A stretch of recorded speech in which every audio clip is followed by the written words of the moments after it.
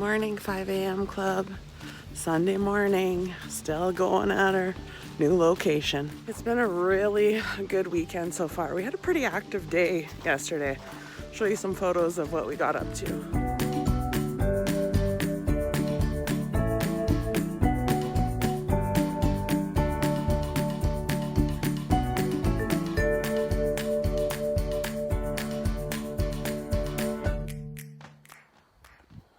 It's Mitch.